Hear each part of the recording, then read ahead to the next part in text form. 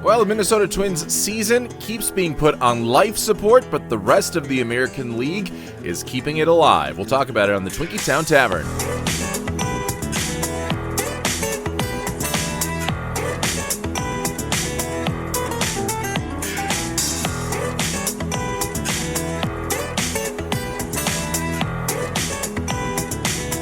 Well, hello and welcome to the Twinkie Town Tavern, where the beer is always cold, the Twins talk is always hot, and the stools are always open. I'm your host, Josh Kolojeski, inviting you to grab a drink, pull up a chair, and let's talk about the Twins getting swept by the Philadelphia Phillies. The Minnesota Twins season is on life support after dropping 2 against Philadelphia over the weekend. On Saturday, the Phillies got on the board first with a JT Realmuto sacrifice fly in the second inning, and the runs kept coming, and they don't stop coming. Connor Prielipp becomes unglued with 2 outs in the 5th inning. Bases loaded, and he walks Luis Arraez. That brings in 1 run. Then Alec Boehm gets an RBI single. Edmundo Sosa gets a 2-run single. And then Bryson Stott puts an exclamation point on the inning. He goes deep to put Philly up 8-0 with a 7-run frame. Minnesota gets a run in the bottom of the 6th on a Royce Lewis double, but Realmuto adds another sacrifice fly in the 9th to bookend the scoring with sacrifice flies as the Phillies crush Minnesota 9-1. Well, then on Sunday, it looked like the Twins were finally turning the tables on Philadelphia. With 2 outs in the first, they load the bases, and now Brooks Lee hits a grand slam. Cody Clemens adds a solo shot in the 3rd, and Dean Kramer is cruising through 5 scoreless innings. However, into the 6th, where Minnesota has a comfortable 5-0 lead, and now it's Kramer's turn to fall apart. He loads the bases with nobody out, and Luis Arraez drives in a run on a ground out. Right after that, Alec Boehm takes Kramer deep, and the Phillies get within a run. Boehm strikes again with a bloop RBI single to tie the game in the 8th, and Brian De La Cruz hits a 2-run single to put the Phillies up by 2. Into the 9th, where the Twins get a pair of runners on with 1 out, but Ryan Jeffers and Byron Buxton both strike out against old friend Jhoan Duran, and the Phillies win 7-5. The Twins fall to 60-65. They're now tied with Cleveland for 3rd place in the AL Central. That's 6 games behind the Chicago White Sox, but somehow Minnesota is still just 1.5 games behind Baltimore for the final AL wildcard spot. Let's get into it. Thank you for joining us here on the Twinkie Town Tavern. We are a part of the Grey Duck Sports Network. You can follow us on Twitter and YouTube at Grey Duck Sports. We're on TikTok at grey.duck.sports. In all of those places, you can find full episodes of all 3 of the podcasts on the Grey Duck Sports Network, this Twinkie Town Tavern podcast, as well as the Grey Duck NFL show and the Vibe of the Vikings, with the NFL season coming just around the corner. You can find clips from all of those podcasts, as well as series of shorts that we are working on all throughout the year on the Grey Duck Sports Network. And again, that is at Grey Duck Sports on Twitter and YouTube, and at grey.duck.sports over on TikTok. Well, starting pitching has been a disaster lately, and that was epitomized during this season this series against the Philadelphia Phillies, and probably epitomized the best with Connor Prielipp's start in Game 2 of this series. You might remember Game 1 was that Thursday night game that took place in Dyersville, Iowa, part of the Field of Dreams series. Minnesota lost that one 7-1. It wasn't a banner night for Taj Bradley by any definition, but it was even worse for Connor Prielipp on Saturday. They had a break on Friday so that the teams could get from middle of nowhere Iowa back up to Minnesota. Any problems with travel that you might have from there can then be just put out to the pasture. But the Minnesota Twins come back and lay an absolute egg in front of their home fans at Target Field in just a very disappointing manner. You might have not realized this on Friday because the Twins were off and maybe you had better things to do than check the standings. But on Saturday, going into that game against the Phillies, even though Minnesota had lost its most recent game, they still were in playoff position. They somehow came from not being in playoff position on Thursday before that Phillies game, and then by the time they had lost that game, and before the start of the next game against the Phillies on Saturday, we're still in playoff position. That is how bad the rest of the AL Central has been, especially as of late. The White Sox were beneficiaries of a sweep over the Detroit Tigers, so they get to build their first place lead, but nothing is being built right now in the wild card race. Baltimore is the team that currently has that final wild card spot, a team that Minnesota pretty easily handled in a 3-game midweek series last week. So where do we go from here? Because this is not a starting pitching staff with Connor Prelip, Taj Bradley is good, but he can have his blow-up days. Dean Kramer has been good, but had a blow-up day in his third start, and his track record suggests that he's more of a number 3 or number 4 pitcher than anything else, even at his best. Then you have Zebby Matthews, Connor Prelip, who are both young guys that have failed to really show any sort of consistency at the major league level, and then Bailey Ober, who relies entirely on how well his command and execution of his pitches are, because he doesn't have the great raw stuff in order to be a top-line starting pitcher. In order for him to not have a blow-up start, he needs to be able to perfectly pinpoint exactly where he wants to throw his fastball, changeup, etc. So none of those really screams ace to me. And when you have Connor Prelip getting closer and closer to this innings limit, I think it's 125, and now between the minors and majors this year, he is at 105, so about 20 innings, 15 to 20 innings left, depending on when the exact innings limit is. That's only about 3 more starts, and then you better hope Joe Ryan is ready, or it's going to have to be like Kendry Rojas, who again, have been pounding the table for all season to earn a spot in this rotation. He has pitched more to that part than Connor Prelip has this season or Zebby Matthews has this season, but yet he is left on the sidelines right now in AAA St. Paul. So that's not going to happen. You bring in German Marquez. Is that going to be the answer once Connor Prelip finally hits his innings limit? I don't know if that's the best answer to have. He has a good slider, a good curveball, but everything else is well below league average in terms of its pure stuff numbers from the MLB pitching profile and then the metric system on Fangraphs, which is Stuff Plus from Eno Saris. The pitches there are bad for German Marquez. So it's not as if there is something waiting for you right now in AAA.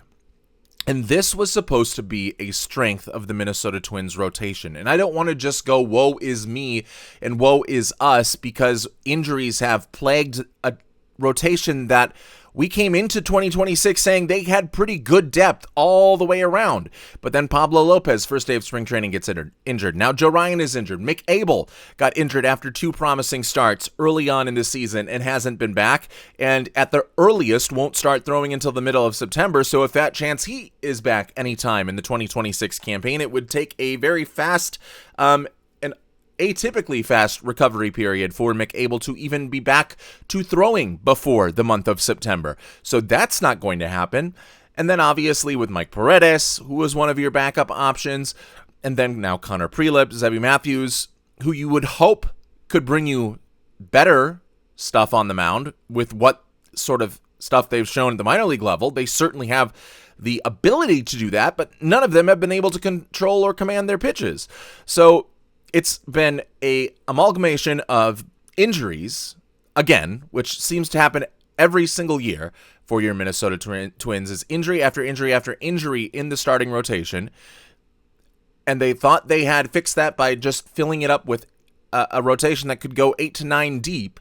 And even then, the injury bug has really destroyed Minnesota's chances of competing in any real postseason series. And then it's just been, since the All-Star break, nobody has been able to perform. This is the second worst rotation in Major League Baseball, the first worst in the American League by ERA since the All-Star break. This was supposed to be our strength, and it has become a severe, severe weakness. And that was very much seen from both Dean Kramer and Connor Prelip.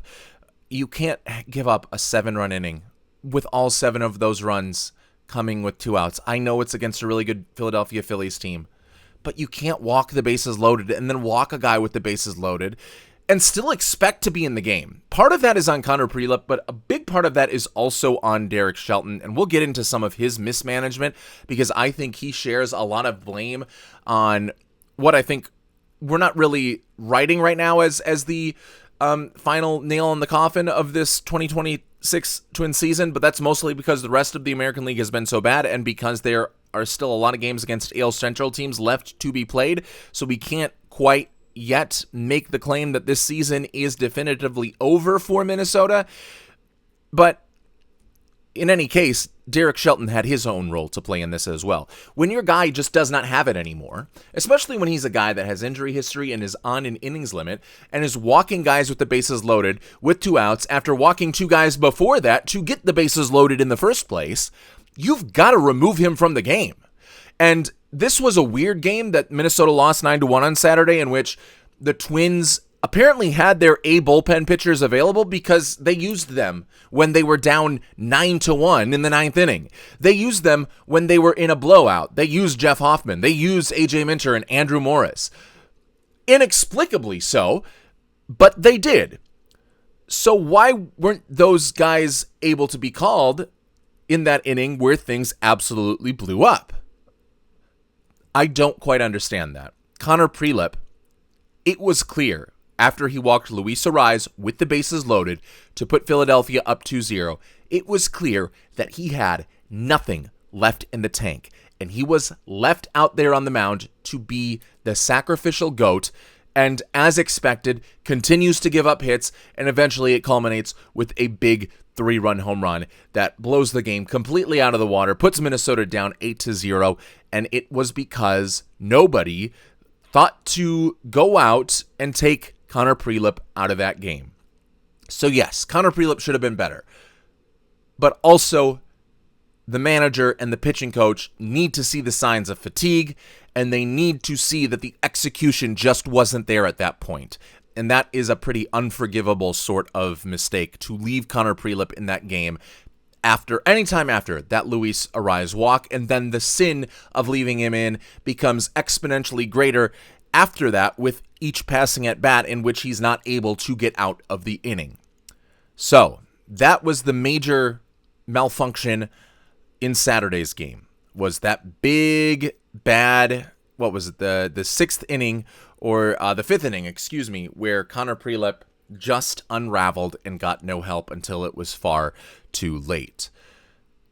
And then on this Sunday game, it was Dean Kramer cruising through 5 innings, and now he did give up some extra base hits during that time, but he runs into some issues in the 6th inning. After 5 scoreless, all of a sudden he runs into some issues and he starts walking guys. That needs to be a telltale sign for Derek Shelton, is when we are getting 3-1 counts, 3-0 counts consecutively late into the game. Obviously, you're not going to pull a guy early in the game, like if Zebby Matthews from a couple of weeks ago against the Mariners, when he was struggling to find the zone early and then did settle down and was able to get a win in that game. Obviously, at the beginning of the game, it's not going to be a fatigue thing, it's just going to be an execution thing. But I think once it happens in the 6th inning, and it's walk after walk, and now you're giving up more hard contact, that needs to be something that you notice as the pitching coach and the manager, and bring out the A-plus guys that you have in your bullpen, like Cody Funderburk, who hasn't given up a run, it seems like, since he returned to the Major League club after an injury in late June. He's been lights out. Jeff Hoffman, for the most part, has been lights out. AJ Minter is an excellent option. You brought in these guys at the trade deadline to deepen your bullpen, and now you're refusing to take advantage of that extra depth, which is completely ludicrous to me. So yes, the starting pitching has to be better, but if you can get, the goal for most of these guys, not Taj Bradley, probably not Bailey Ober, and to more of an extent, you trust Dean Kramer as well to get past 5, but you should be happy with 5 and out from Zebby Matthews and Connor Prelip. 5 and putting yourself in a position to at least win the game. And that is not what they got from Connor Prelip, and they overextended Dean Kramer, and it led to Philadelphia being able to get back into this baseball game. And then obviously rallying past Andrew Morris to get some runs in the 8th, 3 to be exact, and finish a 5-run comeback on a very pathetic day for Minnesota Twins baseball. And that is at the feet of Derek Shelton, 100%. I mean, not 100%, but he certainly takes a lot of the blame for this series loss and his gross mismanagement of Twins assets in this series. You are coming off a Friday day off, so theoretically, every single one of the pitchers in the bullpen that pitched on Thursday are still available to go on Friday, which means every single pitcher in the bullpen is ready to go on Friday. And at this point of the game, you have already given up the 7 runs by Connor Prelip. That was your own mistake in that time. So now it is far too late to bring in AJ Minter, Cody Funderburk, Andrew Morris, and Jeff Hoffman. Because it is 8-1, because this is not really a winnable game at this point. And what do the Twins do? They bring in AJ Minter, Andrew Morris, Jeff Hoffman, and Cody Funderburk in a situation that whatever positive that may come from them, it doesn't have any bearing on how that game is going to turn out. They could all throw immaculate innings and be perfect in those final 4. And it still does not matter because the game was already out of hand. Now, if you, after the Luis Arraez walk with the bases loaded, that put Philly up 2-0, if that is when you decided to bring in Jeff Hoffman or Cody Funderburk or whoever it may be, then yes, I'll buy an argument for that because you are still very much in that game, even though that's typically when you go as a manager to more of your B or C squad pitchers when you're down no matter what. I can understand thinking you still have a chance in this game, being down 2 and going with Jeff Hoffman in that situation, for example. But using him down 8-1 is managerial malpractice. There is no excuse for it. I don't care if they needed to get some work in. Give them a bullpen day. Allow them to throw off the mound a little bit. Don't bring them into a game that is a lost cause at that point, knowing that you're going to need them as much as possible down the stretch run for games that are winnable. It was a short-sighted, stupid decision by Derek Shelton to bring in Minter, Morris, Hoffman, and Funderburk in Game 2 of this series. And Hoffman apparently wasn't available in Game 3 because he was used in Game 2 in absolutely ludicrous fashion. And I really don't understand what possibly could have been going through Derek Shelton's head, because that is a mistake that even the most immature managers would not make. The youngest managers in the game would know not to make that move. A fan from Section 213, row J, seat 15, would typically know, more than Derek Shelton apparently, not to pitch your A bullpen pitchers in that game. And yet, inexplicably, they were used. And we can't for certain pin the woes of Andrew Morris on Sunday to a cause of him having pitched an inning out of the bullpen on Saturday, but it certainly didn't help that he had to pitch on Saturday in a meaningless game and then came out on Sunday in a 1-run game and had a blow-up appearance. It didn't help that Jeff Hoffman couldn't be used on Sunday. It doesn't make sense. It doesn't make sense now because you go into Atlanta and you're probably not going to have AJ Minter and Andrew Morris available for this series, or for the first game of this series at least. If it's a close one against Atlanta, I mean, yeah, Hoffman can come in, but now you've got AJ Minter and Andrew Morris, who both have pitched 2 days in a row, when really they should have only pitched on Sunday. And that is your fault, Derek Shelton. You need to manage the game better. This is a Twins team that, although not very good, still has a chance at the postseason. And you need to understand the context of which these games are being played and how important it is every single game possible for the Twins to have their best bullpen assets available to them and to not waste those bullpen assets in a meaningless affair like Saturday's game turned out to be after the 5th inning. Come on, man. Like, get that through your head. Because if you can't, then that's one of this. I mean, those are some of the simplest decisions that you can make as a manager, is to not use your A bullpen in an 8-1 situation. And if you can't not make that mistake again, then I understand why Pittsburgh got rid of you. You have the resiliency, but I guess you don't have the baseball brain at this point, because that is just ridiculous. A little bit of a rant there, but let's move on from that and also talk about how unfortunate it is that Byron Buxton has to be dealing with this hip impingement, because this by far has been, I think, his worst series of the season, outside of maybe the first series against Baltimore. This has been a bad series, especially on Sunday, where he grounded out into a double play in his first at-bat. He struck out with runners on in a chance to extend the game, I think, in the 4th inning, to extend the lead in the 4th inning. And then you can't really fault him for this, going up against Joan Duran, who we all know better than anyone is a lights-out pitcher. But he goes up and he strikes out with the tying run at first base in a time where his bat was needed. And I'm not going to put a lot of blame for the lack of hitting in those clutch situations onto Byron Buxton, because we all know that he has been dealing with that hip impingement that has kept him out of baseball activities for the last 2 weeks.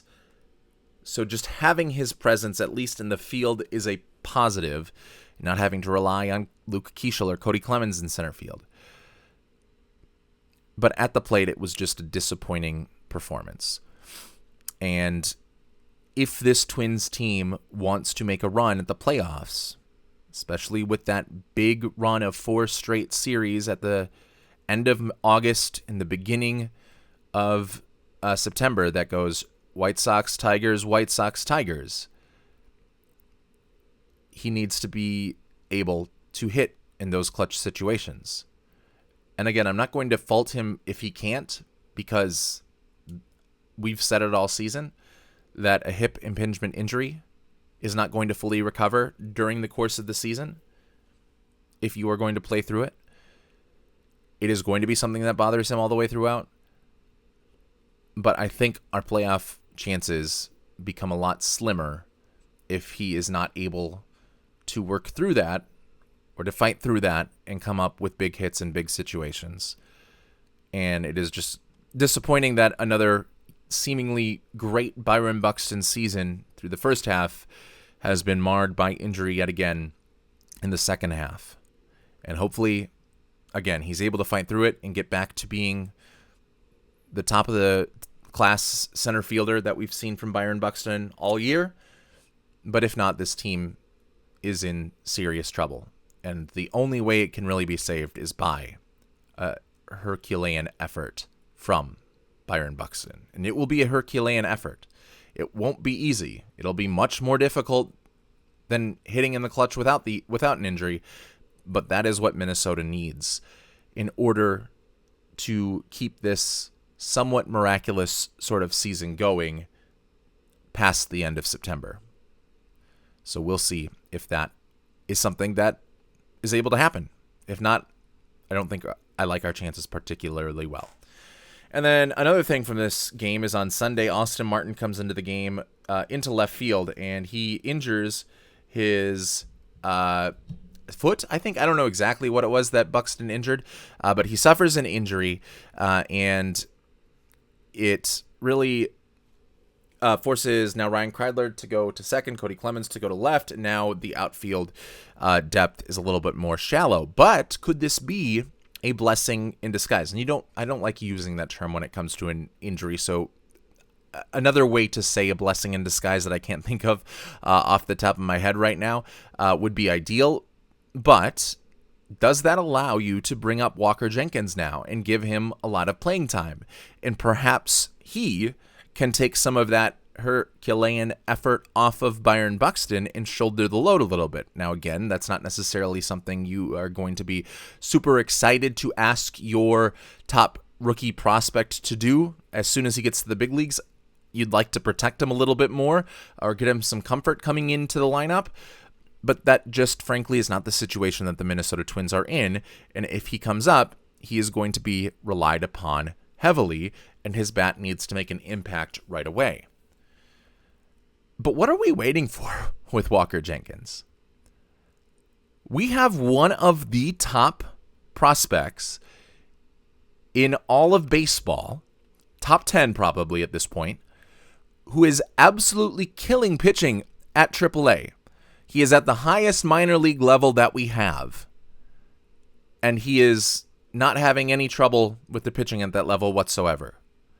A former top 5 draft pick who has all the promise in the world and has lived up to all of that promise up to now, and we're blocking him for Alan Rodin and Austin Martin, and so that Luke Keeschel can learn how to play outfield a little bit more instead of just putting him back down in the infield. I don't understand what the front office is doing in their process right now. Walker Jenkins is ready. Walker Jenkins can help this club. And for some reason, we are still relying on Austin Martin, Alan Rodin, all of which have really struggled over the last couple of months and really haven't been, especially in Austin Martin's case, the hitter that he was throughout the month of April. And we went through the stats of that ad nauseum in one of our shows last week, so we don't have to go dive deep into the details of the poor hitting performances. But needless to say, get him up here. As much as Derek Shelton committed managerial malpractice during the series against the Phillies, Jeremy Zoll and company are committing front office malpractice for no particular good reason. Walker Jenkins has been hitting the lights out of the baseball at St. Paul. The next step up, he is ready for it, and the next step up is going to be at the major league level. And I get it's a pennant race, and I get that's a lot of pressure to put on a young guy, but if he's the guy, he should be able to handle that pressure and help Minnesota make the postseason push during the final month and a half of a season. I don't understand why he's not up here. I think that is something that needs to be remedied post-haste, and hopefully this Austin Martin situation with the injury forces the front office hand, and they're forced to bring up Walker Jenkins now and give him significant playing time. And I have a feeling that if you give Walker Jenkins significant playing time, he will take that by the reins, and you'll never have to bring him down to the AAA level again. He will be here to stay throughout the rest of his Twins career. Just a feeling, based on how that swing looks and who it reminds me of. That is a bet that I would be willing to make 10 times out of 10. So hopefully we do see that, because either that or Byron Buxton, some sort of miracle, is something that this Twins team is going to need in order to make the final push towards the postseason. And yet they are still only 1.5 games out of a wild card spot. So they are very much still in this.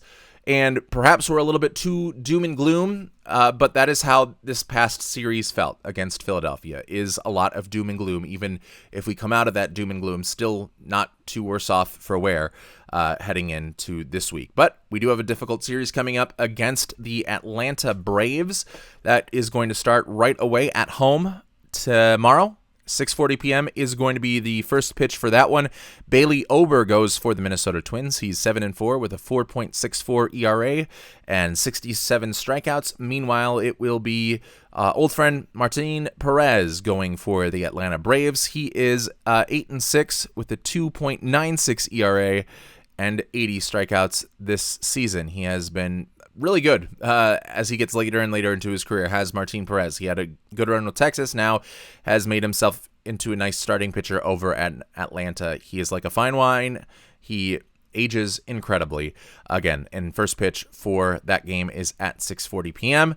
Tough series. Hopefully the Twins can get back to some winning ways and jump right back into not only the wild card chase, but also the divisional chase, of which they currently sit now a long way back at 6 games.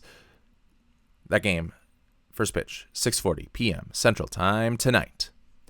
All right, and that is going to be the last call for the Twins Talk this evening. Thanks for pulling up a stool and joining in the conversation at the Twinkie Town Tavern. We'll see you back here after the next one. Go Twins!